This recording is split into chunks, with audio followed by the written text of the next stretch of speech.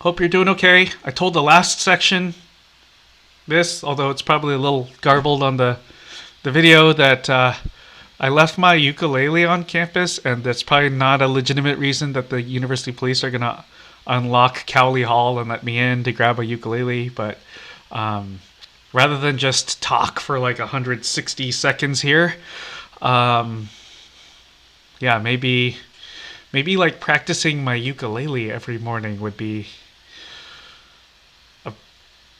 less awkward in this situation of just trying to burn 140 seconds before class. I don't know.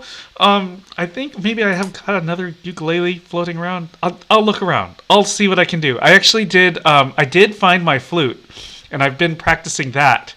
And I didn't tell the last section this, but I guess I'll just tell you all that. I don't know if you play the flute. Raise your hand if you play. Oh wait, this is not gonna work. I'm not gonna see you. Um, Look, if you don't play the flute, I guess the thing to know, you should know, is that playing the flute takes up a lot of air. And if you do it all the time, then you're fine. But like me, I'll play the flute for like a week, and then I won't play it for a couple years. So whenever it's time to start up again, I'm afraid of passing out while playing flute. So I'll what I when I'm getting back into gear, what I actually do is I will lay down on the floor and then play flute, so that if I pass out, I have nowhere to fall. This is the honest truth. Oh, that okay. I still have 70 seconds. When am I supposed to? I'll just wait here. I assume you can hear me.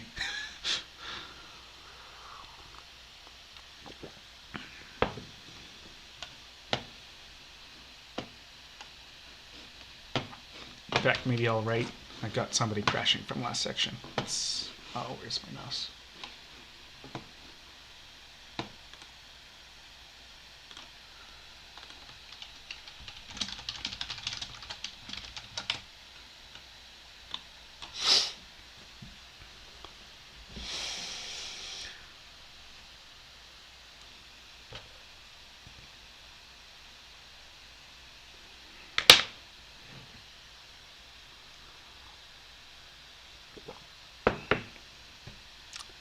Awesome. Thank you.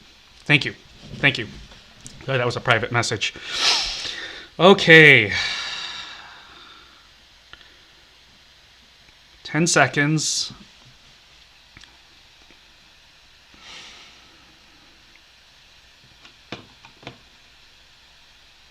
All right. I've got a recording going. So, again, purpose of recording is I just want people who, have things they got to do, like watch out for a sibling or something, to be able to join at a later point.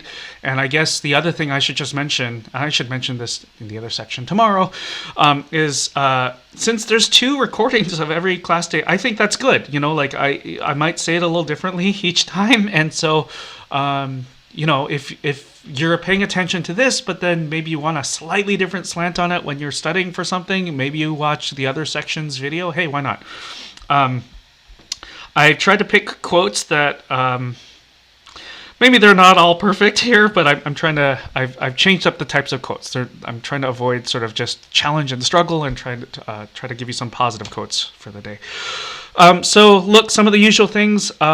Just let me know if things are not working out. I want this process to work for you. I know not everything's going to be perfect, so I just appreciate your patience. I already did have, for instance, one person ask about could we change the format of something, and I wrote to that person to say I like the idea, but I have a way I want to do this, and I don't want to change anything on anybody too quickly. So look for an announcement this weekend for a slight change. I'm trying to do it in a way that it just creates more flexibility for everybody. Or sorry, more flexibility for you. It's gonna be a little more work for me, but I don't care. Anyway. The main announcement to make here is there is an online quiz. Before taking the actual online quiz, please try the pretend one. The pretend one in Canvas looks like it counts for points, but I just wanted to make it look the same. The pretend one does not count for points, so you can just do whatever, make a fake answer, or just honestly answer the question if you want. It's supposed to be a little calculus review type question anyway. But do the pretend one so that you see what the format looks like, and then once you've done that, please do the actual one. Today, before I actually get going, today what we're really going to do is mostly review. So we ended yesterday with inflection points. So you see at the top of this slide, we're going to review that and kind of bring that up. We're going to do a lot of review of concavity that we saw yesterday.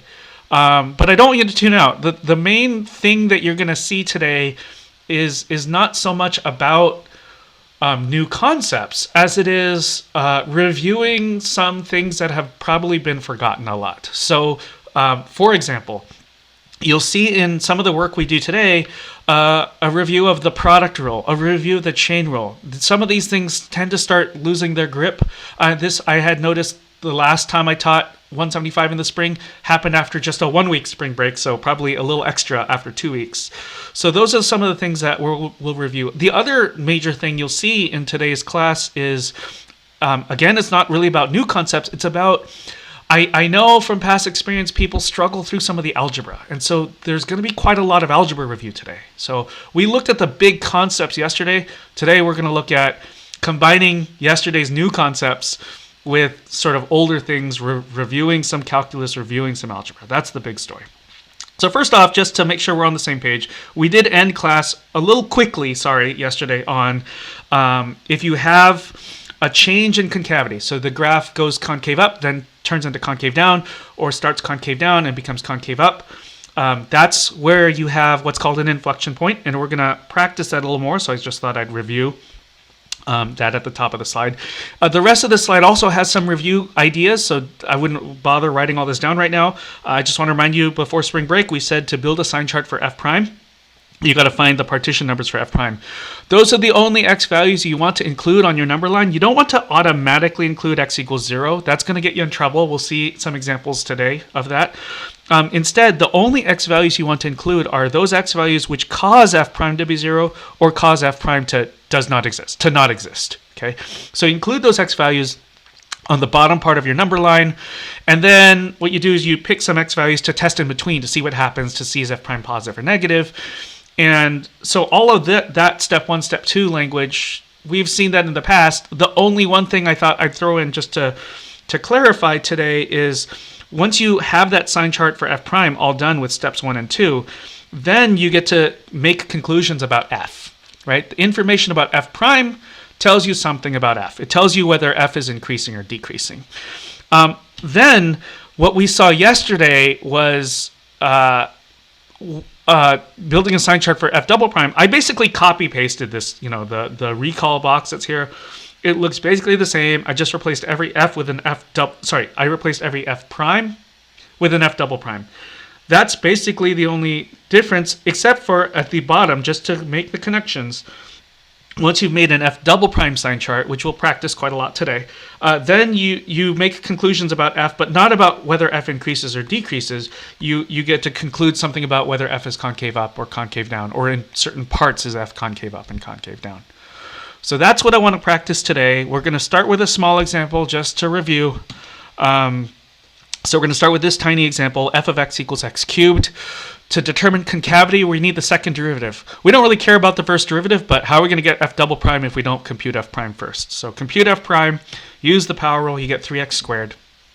Now that we have 3x squared as f prime, to get f double prime, use power rule again, you get 6x. 6x to the first. Okay, now we don't need f prime. We only needed f prime to get f double prime. Now that we have f double prime, we ask ourselves the usual questions in building the number line. Are there any x values that cause f double prime to not exist? Are there any x values that cause f double prime to equal 0? First of all, f double prime not exists. That's not going to happen here, right? So the not exists would occur if you have like a dividing by 0 kind of situation, but there's no fraction. So f double prime, there's no dividing, in other words. So f double prime always exists. And so then we should just ask, where is f double prime equal to 0? And to find out where f double prime equals 0, let's just set what we computed, 6x, equal to 0. That's a nice equation to solve, of course. You just divide by 6 on both sides, and you're going to get x is equal to 0. So we discovered x equals 0 is it's a value that we want on the f double prime sign chart. So I should comment again here that unfortunately this sign chart business, I wish there was some kind of standard that every calculus book used for how to do this, but the books are kind of all over the place. Therefore, I admit that instructors kind of all have their own version of this. I wish this were standard. So to clarify again, I want to make sure this 0 down here, the 0 below the number line, that's an x value. This x value is written here because when we solved, we got x equals 0. And then the 0 that's up here, that's not just copying the 0 that's down here. This is saying the value of f double prime is 0. And what I mean is the 0 that is up here was actually plugging in.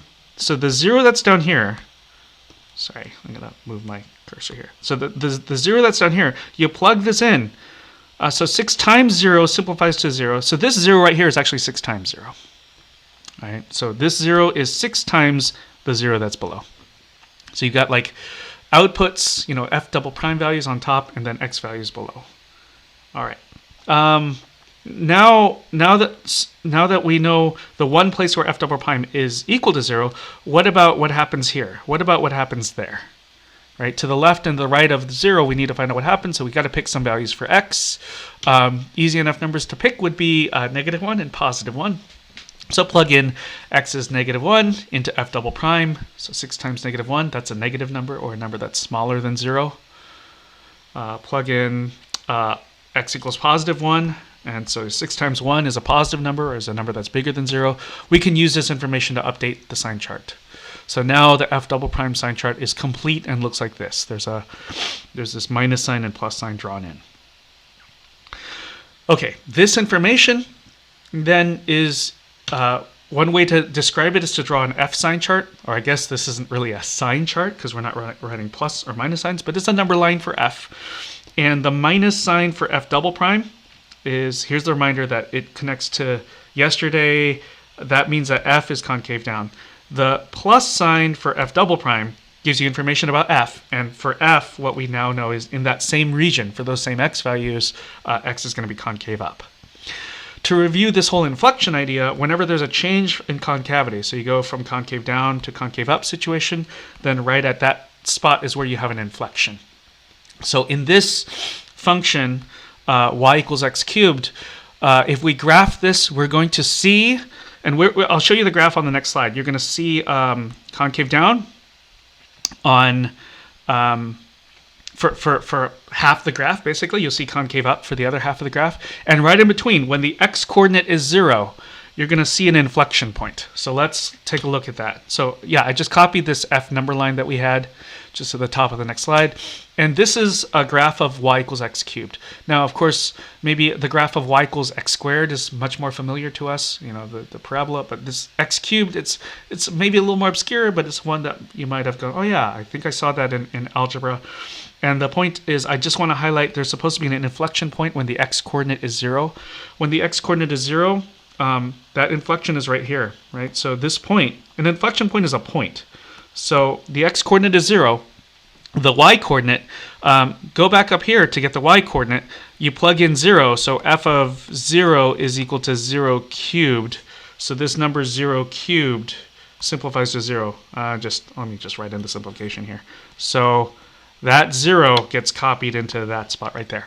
So all I'm trying to do here is emphasize that an inflection point is a point.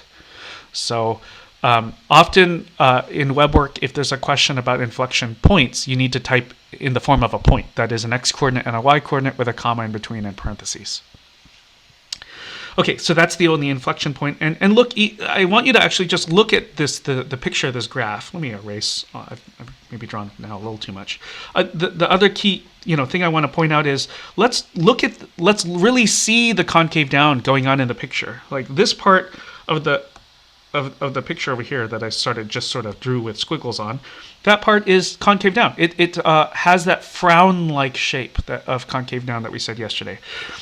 When x is bigger than 0, that's this part of the graph over here. You see that concave up, like look. So concave up like a cup. Okay, so the calculus we're doing, on paper by just taking derivatives and looking at formulas really matches what we see in the picture. Okay, so that's first example to review. Same question type, rather. Find concavity. But now the function is f of x equals x times e to the x. The thing about this function is, even though there's no multiplication sign drawn in, I did say it. It's x times e to the x, and I'm saying this to emphasize, to take a derivative, we have to use the product rule. So that's, I think, one of the things that sometimes people let go of after spring break in this class I've learned in the past is like we'll just take derivative of each half separately, but you've got to use the product rule. First times derivative of second plus second times derivative of first. In fact, why don't I just wait for a second? Why don't you compute the derivative just for a moment, just as a reminder. Gives me an excuse to drink a quick swig of coffee.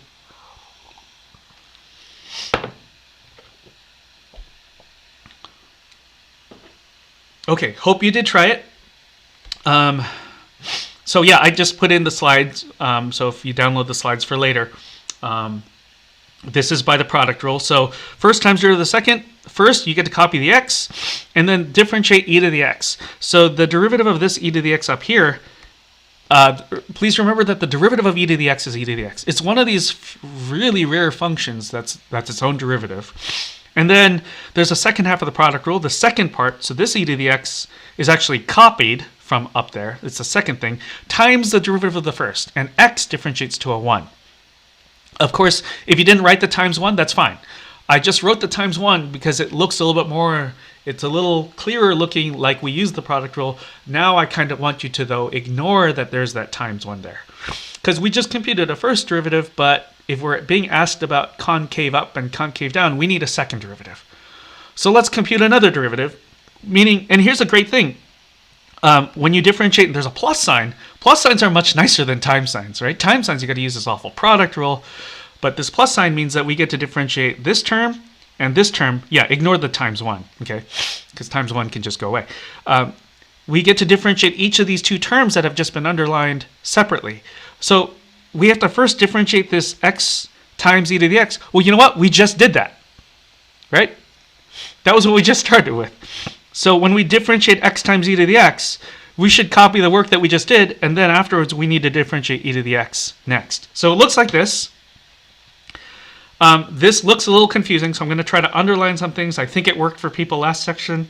At least I didn't get anybody unmuting a mic and asking questions, though please feel free to do so. The first term, let me underline that, okay? I underlined x times e to the x, the first term that was in the f prime. The result of differentiating that is right here. X e to the x plus e to the x times 1. Right? So that to differentiate the part that's underlined in f prime, the result of differentiating that I underlined in f double prime. Using the product rule. It's just a copy of the work that we did. And then maybe I'll double underline this thing. You got to differentiate e to the x. And please remember again that the derivative of e to the x is itself. This is usually the confusing part. So I'm going to pause. How are we doing? Who's got a question? Feel free to ask.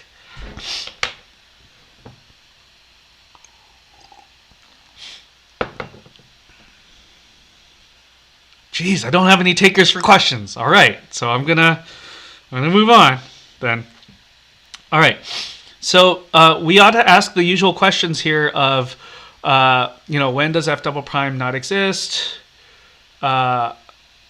When does f double prime equal to 0? Now, there's no dividing. There's no division going on here, so f double prime always exists. When is f double prime equal to 0? Well, let's set what we just computed for f double prime. Let's set that equal to 0, and we'll solve this equation.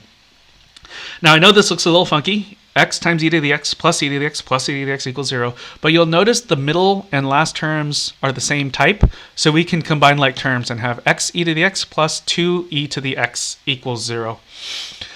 Now we're down to two terms. And the name of the game is factoring. You heard that right before spring break. You heard that yesterday. You'll see a lot of factoring over the course of the next couple weeks. And so you'll notice that both terms, again, terms are separated by plus signs or minus signs. The term before the plus sign, the term after the minus sign, both have an e to the x. So we should factor out that e to the x. And whenever you factor, you always draw a new set of parentheses. I'm trying to say this because we'll see that in the next couple examples as well. So we factor out e to the x. We drew a new set of parentheses. New parentheses, of course, because the previous line didn't have any parentheses. And so there's an x plus 2 in parentheses. Now that the whole point of factoring, when you have a 0 on one side, is you get to set each piece equal to 0. So when you set the e to the x equal to 0, and you set the x plus 2 equal to 0 separately, let's talk about the e to the x equals 0 part first. Now that actually has no solution. Often people want to say the solution is x equals 0. That's not actually true. The thing is, when you look at e to the x equals 0, I want to remind you that e to the anything is always positive. E to the anything is positive. E to the x is always positive.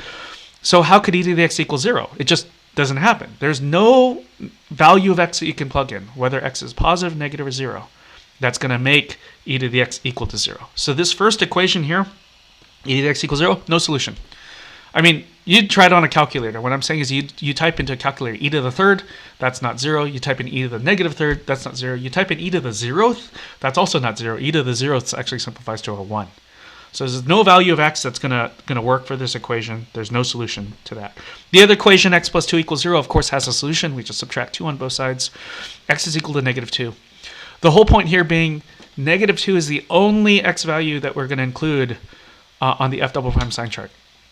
So you notice, again, x values are written below. The only x value we have written below the number line is negative 2. When you plug in negative 2 for x back into f double prime, so you can plug in all the x's with negative 2's here, or actually over here is the factored version of f double prime. That's actually much nicer, e to the x times quantity x plus 2. Either place you plug in, either one of those versions of f double prime, they're the same even if they look different. You plug in x is negative 2, and then the value of f double prime equals 0. So that's why there's that 0 above. Usual story here, we need to pick some values of x to find out what happens over here on the left and what happens on the right. We just want to know, is f double prime positive? Is f double prime negative?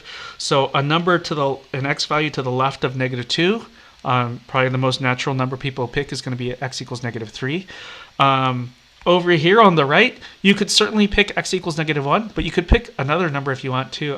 You could pick 0, and I thought about doing that, but I thought that might just look confusing. But I instead of picking negative 1, I picked positive 1. Because you can, and you could pick negative 1, but positive 1 meant writing fewer minus signs.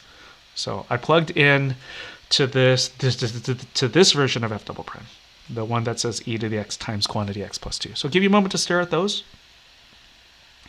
See if you agree. Oh yeah, I should comment if you're like, wait, does this work? This e to the negative third, don't let this fool you. It's not a negative. We set it up here. E to the x is always positive.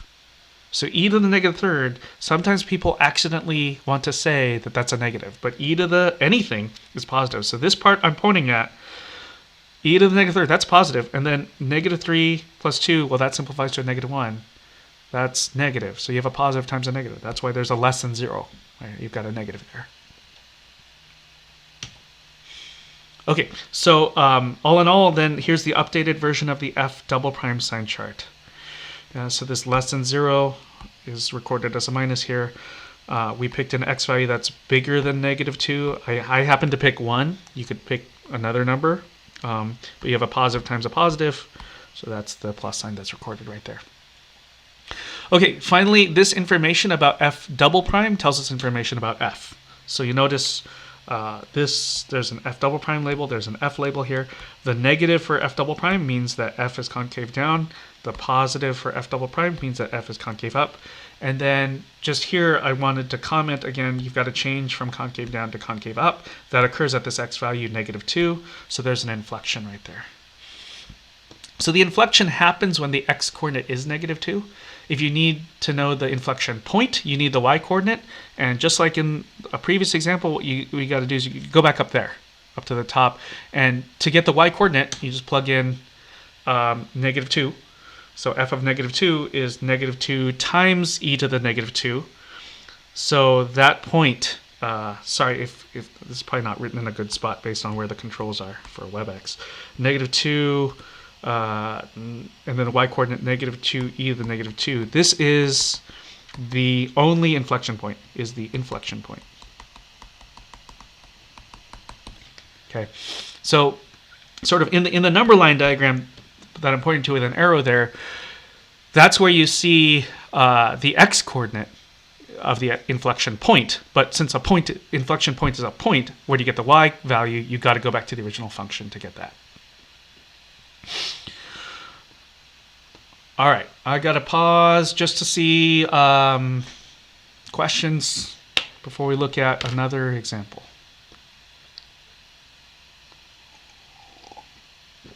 So I guess one of the main things I wanted to review here is product rule and factoring. I know that sometimes the E's tend to cause people to freak out a little bit about factoring, but you got to stick to your factoring rules. So I wanted to do that. In the next example, we're not going to go all the way through all of concavity. I actually, for the next example, want to stop at the stage where we find out the x values only. It's mainly due to the interest of time and because after this example, I've got another example that I want to go through more thoroughly. So in this case, I only want to find out what x values should belong on the f double prime sign chart. Those are called the partition numbers. So as far as giving a proper language to the question, I have this function 3 over x squared plus 12. And the question stated in correct mathematical languages, find the partition numbers of f double prime. If we kind of break that down into more everyday language, what I'm asking is, what are the x values that should appear at the bottom of the f double prime sign chart? So yeah, we'll need the second derivative, and that means we first need the first derivative. And well, look, f is a fraction. Don't just differentiate the top and bottom separately. You've got to use the quotient rule. This is going to be a little painful. So here's what happens from the quotient rule. Bottom times derivative of the top, that 0 in parentheses is a result of differentiating the constant 3. Then, please recall there's a minus sign in the quotient rule formula. Then you have the top 3 I've copied, and then the derivative of x squared plus 12 is a 2x, which I've written in parentheses. This is all over the original denominator, x squared plus 12, but now quantity squared. That's what the first derivative looks like, and if you look back to like exam 2 where you had to differentiate quite messy things, I didn't want anybody to spend any time simplifying. Just leave your first derivative however it is and just call it a day. But what we're about to do is we're about to take another derivative, and as this is the way this f prime is currently written, I don't want to differentiate it the way it's written. So it's actually worth it to us right now to simplify. In the past, it wasn't worth it. It was just, we're done with the question. There was nothing else to do. Be lazy. But since we need to take another derivative, and derivative taking can get messy, let's clean this up. First of all, please notice you've got a 0 times whatever is just going to go away. Why don't I copy the minus sign and simplify the 3 times 2 to a 6. So you have a negative 6x over quantity x squared plus 12, close parentheses, squared. Cool. So that's like using algebra, a much cleaner way of writing f prime, because we have to take another derivative. And since what we have is a fraction, we got to use the quotient rule. All right. Yeah, quotient rule isn't my favorite, but what else are we going to do? So here it is. This looks messy, so I want to talk through it a little bit. First of all, we've got bottom times derivative of the top, so that's why you have that negative 6 in parentheses. That part doesn't usually require all that much explanation. I'm going to just place an arrow here for a second. The minus sign that I just drew an arrow to, that's the minus sign that's just built into the quotient rule formula. So then the second half of the quotient rule formula is top times derivative of the bottom. So the top of negative 6x, I just kept that in parentheses. Then we need to multiply by the derivative of the bottom. So you don't have to write a multiplication sign here, but when I was designing the sides, I realized, wait, this looks a little confusing. So I just drew in a multiplication symbol. When you differentiate the bottom, so when you differentiate this x squared plus 12 quantity squared, you've got two options. You could actually first FOIL it out and then take the derivative of each term separately. That's not actually all that nice, to be honest. So it's actually going to work out much better for us to just use the chain rule. You could FOIL it out, but it'll be easier to just use a chain rule. So when you differentiate x squared plus 12 quantity squared, due to the chain rule, there's this extra 2 and then times x squared plus 12 to the first. And then please remember the chain rule requires you to differentiate what's on the inside. So the derivative of what's in the parentheses, the x squared plus 12, is that 2x. That's why there's this extra, what seems like an extra 2x in parentheses after, but it's not really extra. It's supposed to be there from the chain rule. All over the denominator that was up here squared. So when you do squared squared, that's why there's a to the fourth power. Okay, that's a lot. So maybe I will just pause for a moment and see how we're doing with that second derivative. There's sort of a balance of over-talking and under-talking these things, and I also normally get to stare out to the crowd and see if I see any confused faces or anything. But okay, there's a second derivative. To find the partition numbers, or rather to ask what x values should be on the sign chart, we should ask the usual two questions. Where is f double prime? Where does f double prime not exist? Where does f double prime equal 0? So first of all, where does f double prime not exist? Well, do we have any concern of accidentally dividing by 0? I would say now we do, because we've got a fraction. But in this fraction, I want you to notice, when could the denominator even equal 0 in the first place? Take a look. This denominator, x squared plus 12 quantity to the fourth, it's never 0. Let me argue why briefly. It's you pick an x. Whether x is positive, negative, or 0, you're going to square it. And I'm following the order of operations here. So you take a number, you square it. So that's not going to be negative. At the worst, it's going to be 0. And then you take the result of this squaring, which is 0 at the smallest. It's probably even bigger than that, though. You add 12 to it, so you have a positive number. Then you raise it to an even power. So you're never going to get the denominator to be 0, or even a negative. The denominator is going to be rather a big number, always positive. So since the denominator can never be 0, f double prime is always defined, or you could say f double prime is never undefined. So we didn't get any x values to include on the number line due to f double prime not existing. That's not going to happen here, not in this problem. So what about when does f double prime equal 0? Well, we should set what we just got here equal to 0. So I know this looks like a mess because, well, it is. We took this f double prime that's up there that we just computed, and I just set that equal to 0. So here's what it looks like down here. Now, this is a thing I try to say every time we get to this. I know this looks like a mess, but you got an equation, right? There's an equal sign. When you have an equation with fractions, you'll always make your life more convenient by multiplying both sides by a denominator. So check this out. I'm going to multiply both sides by that denominator. I'll multiply both sides by x squared plus 12 quantity to the fourth, because when you multiply by that on the left side, you get a cancellation. On the right side, 0 times whatever is going to be 0 anyway. So I know it looks like all that happened was just the denominator went away, but that's not what happened. It's actually, there was a cancellation because we multiplied by something on both sides. I also went ahead and took the step to do something else. I didn't just write the numerator exactly as it is, because you notice it doesn't take up the same width. I took this negative 6 over here. I just wrote it in front, that's all. And then you see you have a negative, and then another negative sign right after. That negative I just wrote as a plus. And then there's a 6, 2, and then way back here another 2. I just multiplied those all together to get the 24. I also saw an x and another x here floating around, so I just multiplied and simplified and wrote that as an x squared. Okay, so it takes a moment to maybe stare at all the pieces, but the numerator from that fraction is just written in a slightly more simplified format right below. Now this equation, I have to admit, looks scary. We are going to solve this equation. And the story is just the same as in the previous question and the question before and what we did yesterday. The name of the game is to factor. And I'm trying to use this language over here to try to help you out.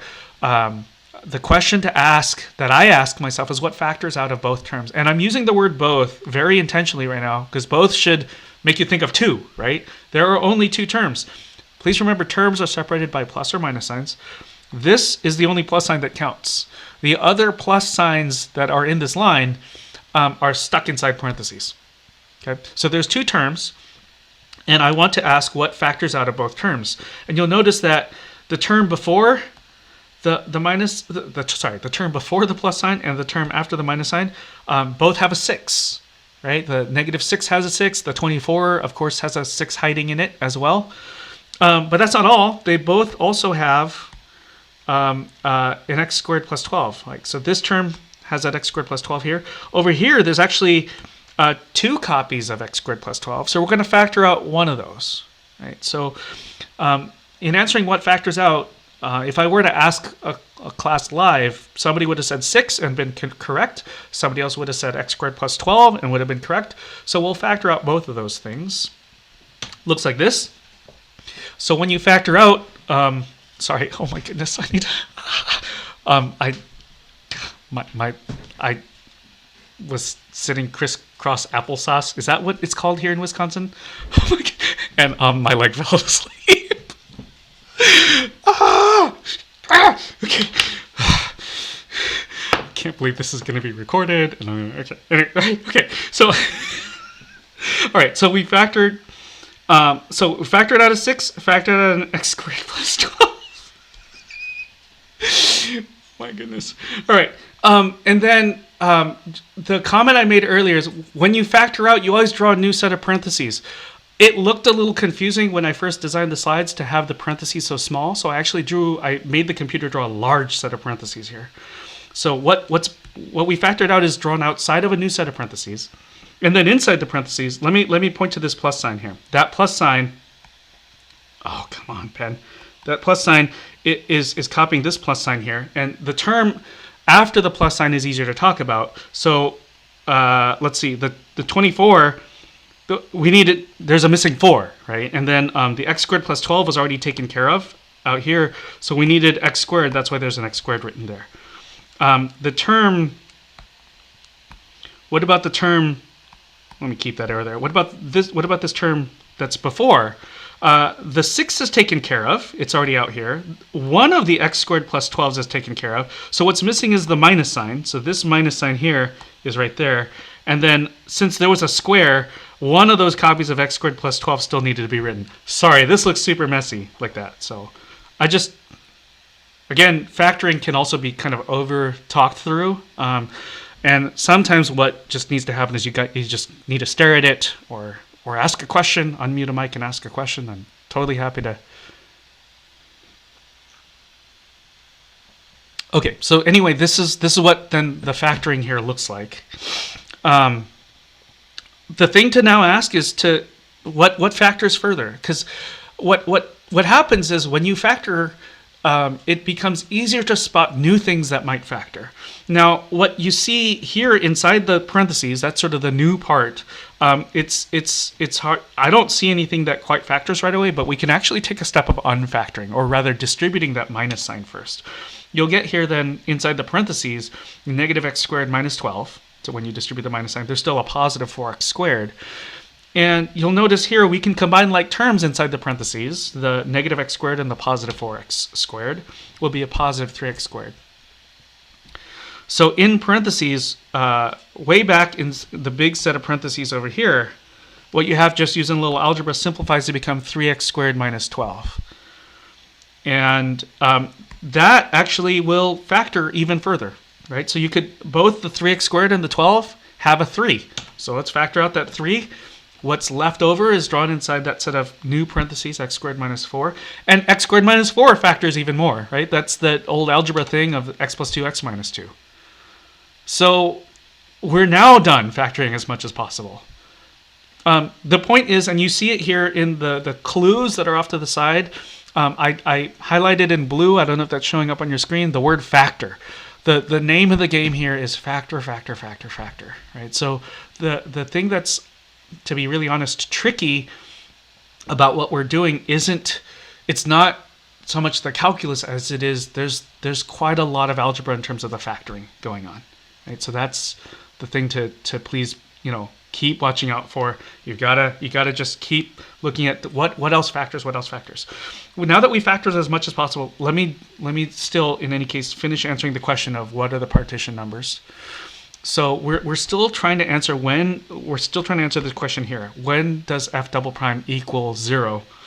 So we'll set the great thing about factoring is you got a bunch of things multiplied together. That's what factoring does. And you've got that equal to 0, so you get to set each piece equal to 0. Well, when you set 6 equal to 0, no solution. Sometimes people accidentally want to say x equals 6 is a solution, but when you say 6 is equal to 0, the question we're asking is, what value of x makes 6 equal to 0? And there is no value of x that works. Same thing, x squared plus 12 equals 0. It has no solution, or rather no real solution. So you subtract 12 on both sides, and you'll notice you'll square root with a minus sign inside the radical. That'll give you imaginary numbers. This is calculus. We keep it real. The next one is a 3. Let me underline that right there. Set 3 equals 0. Excuse me. 3 equals 0, no solution. I'll wash my hands after, I promise. 3 equals 0. I live alone anyway, and I have not... Okay, whatever. 3 equals 0, no solutions. Same reason 6 equals 0 has no solution. Are there any solutions? Well, there are. When you set x plus 2 equal to 0, when you set x minus 2 equal to 0, those will give you two solutions. Right? You get solutions x equals negative 2, x equals positive 2. So the point is those two x values, x equals 2, x equals negative 2, those are the only two numbers you want below the number line for f double prime. That's it for this question. Like at this point, if you wanted to change the question and answer now, like where is f concave up or concave down, you can complete that. But in the interest of time, what I want to do is dig into another question. So this was an excuse to review the type of algebra that you're going to see quite a lot of. The name of the game here is factor. Okay. All right.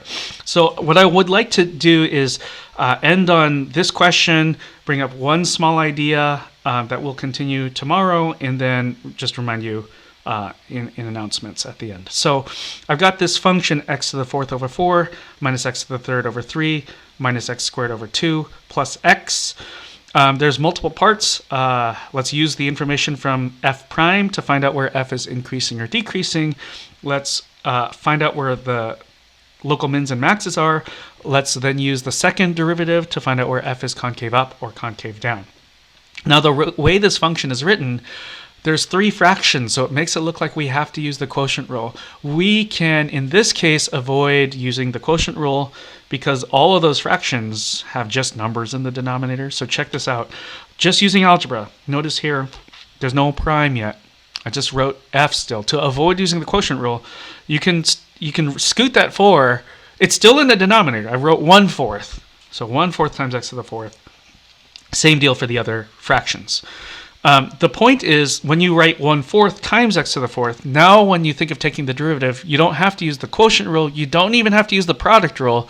1/4 is a plain number. We get to use a constant multiple rule, meaning when you differentiate, you copy the 1/4 first, and then you just use the power rule to differentiate x to the 4th, and that would give you a 4x to the 3rd. And when you do that, right, you copy the 1/4 and you differentiate x to the 4th, you get a 4x to the 3rd. The two 4's, one in the numerator, one in the denominator, cancel, and you're just left with an x cubed. So here it is, right? So f prime of x is x cubed minus, and then the next term, I won't talk through it as well, but it differentiates in sort of the same way as the term we just looked at. So you end up with x cubed minus x squared minus x plus 1. And I want to spare you some of the details of the factoring here. You can do this using factoring by grouping. When you set f prime equal to 0, you end up with x minus 1 quantity squared times x plus 1 equals 0. Before we dig too much into this question, I need to admit to you that there are parts of this question that will be tedious. There's also a part of this question where I end up using a calculator, and the whole point is a question that's good for a class situation to kind of illustrate the concepts and what's going on does not always end up being the same as a good question for a quiz or a test. So during a quiz or test, I usually do something like ask, one question has this one function, which is much more convenient for you to talk about concave up and concave down. And then I ask a totally different question about another function where it's more convenient to talk about increasing and decreasing. Here, I'm just trying to demonstrate in one function sort of different features. So sorry if this, I don't want you to tune out. I think this is actually a good question as far as illustrating a lot of key ideas, but it's not a great question for a quiz or exam. Just the concepts that we'll review are what I'm trying to get at. When you set each of the factors equal to 0, here you're going to get x equals -1 or x equals 1. These are the only x values then to include on the sign chart for f prime. So you'll notice below the number line, I have a -1 and a 1 only, because those are the only x values that we discovered over here. Sometimes, just due to habit, due to how people used to draw number lines in the past, people want to include a 0 down here. That, I'm going to erase this 0 that I just drew in, because it shouldn't be there. It's a mistake. If you include the 0, then it's sort of like in this region over here, people are like, oh, I need to pick an x value, and you need to pick an x value between 0 and 1. So people end up doing things like picking 0.5, which is just, I don't know, it's just painful. It's extra work. So you don't want to do that. I'm trying to help you be lazy, so don't throw in the 0 automatically. You only put in those partition numbers. Yeah, so don't include 0 automatically. We do need to find out then what happens over here, happens over there, happens over there. And here's where now picking x is 0 is convenient, but just don't draw it into the number line picture because it'll be confusing. Instead, let's plug in appropriate x values. I picked -2, I picked 0, I picked 2 for my x values. I plugged into f prime. Let me box for you. This is one way that f prime is written because we didn't do anything to both sides. That's a nice factored version, and I applied that over here and over there. But there's another way that f prime is written, which is the original way we got it, and that was actually way more convenient when I needed to plug in 0 for x. All right, you plug in 0 for x. Use whichever one you want, I guess is the point. Use whatever is convenient. Both of the box things are ways of writing f prime, so just use whichever is convenient for you. But you'll notice that we got a less than 0, and then we got specifically the number 1, which is positive, and then we have another positive. So we can update the f prime sign chart with a minus, plus, plus. And part of the thing I wanted to demonstrate with this question is you can't assume that these signs alternate plus minus like every other. It doesn't happen. Like we have a plus and then a plus right away.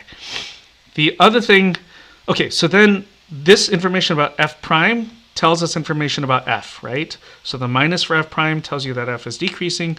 The pluses for f prime here and here tell you that f is increasing. And then let's go ahead and talk about local mins and maxes.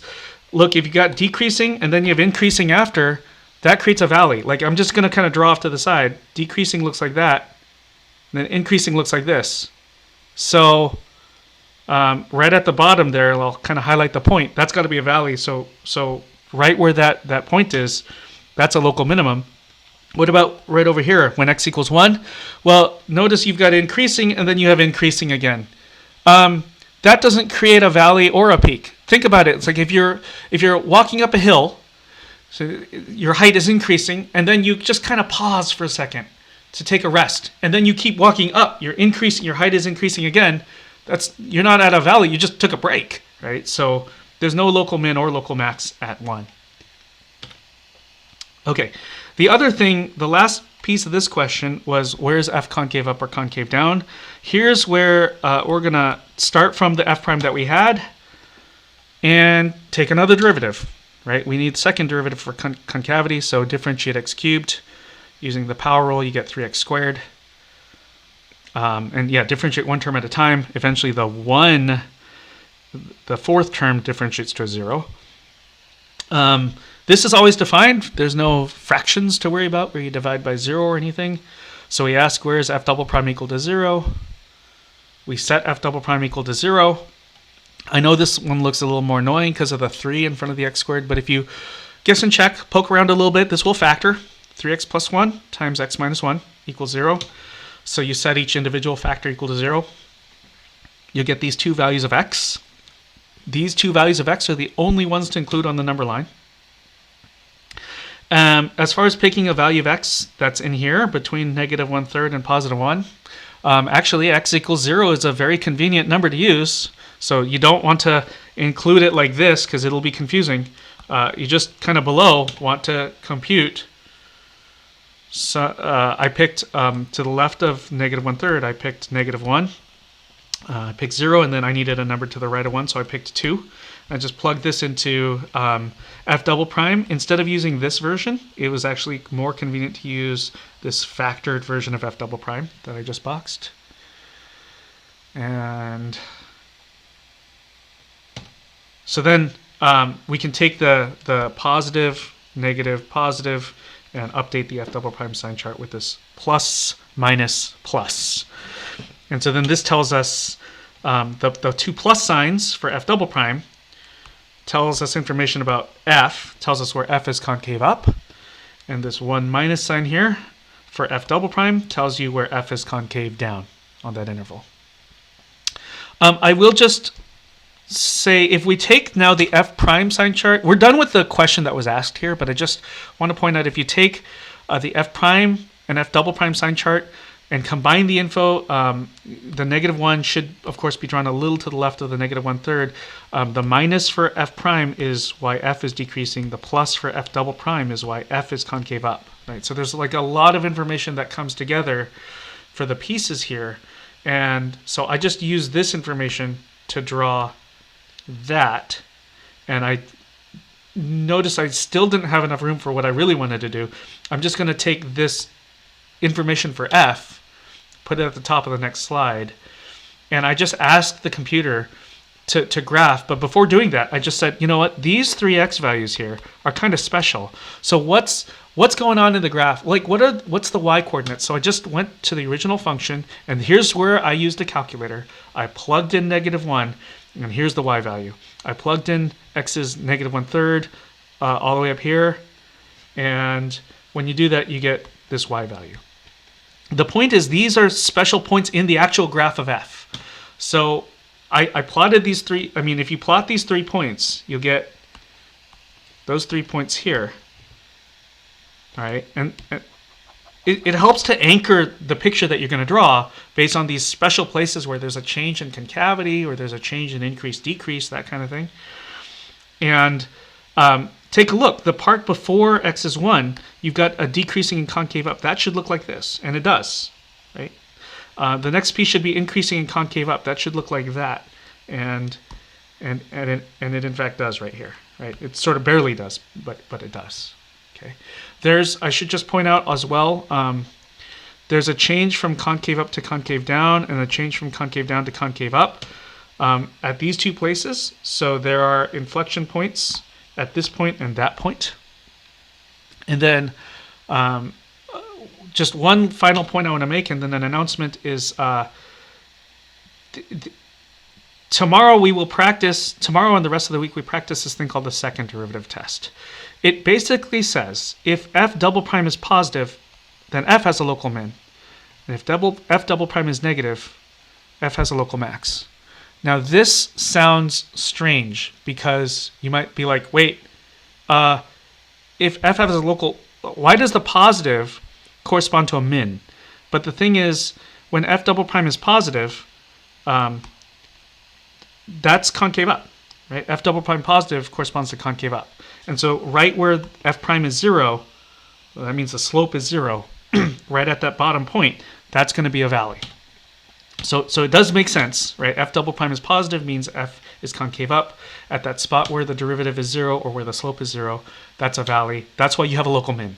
The same general argument works the other way. So if you have f double prime is negative, then the shape is concave down, looks like a frown.